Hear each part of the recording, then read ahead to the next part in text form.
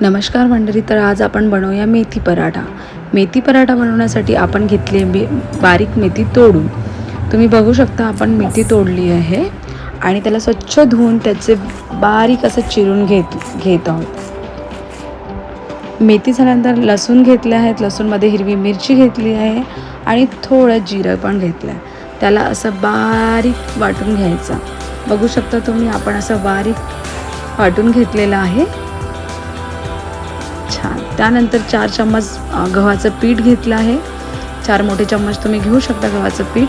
त्यानंतर त्या गव्हाच्या पिठामध्ये आपण बारीक चिरलेली मेथी टाकायची, प्लस त्यानंतर 2 छोटे चमचा लाल तिखट घ्यायचं आणि नंतर चिमूटभर अशी हळद पण टाकायची, जेणेकरून ते थोडं छान दिसेल आणि चवीला पण छान लागेल.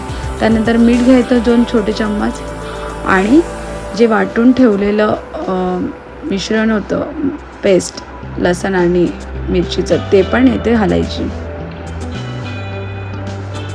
बघू शकता तुम्ही. त्यानंतर याला एकजीव करून घ्यायचं, मिक्स करायचं. जसं जसं पाणी लागेल तसं तसं पाणी घालून तुम्ही मिक्स करू शकता. हे बघा, छान असं मळून घेतलंय पीठ आणि याला आता तेल लावून ठेवायचं 5-10 मिनिट. बघू शकता. आता याची आपल्याला पोळी करायची. जशी आपण पोळी करतो ना, तसंच आपल्याला पोळी करून घ्यायची आहे.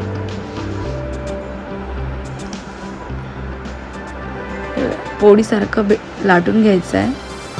ही झाली आपली पोळीसारखा पराठा तयार आणि त्याला गरम तव्यावरती टाकायचा, प्लस मस्तपैकी त्याला भाजून घ्यायचं.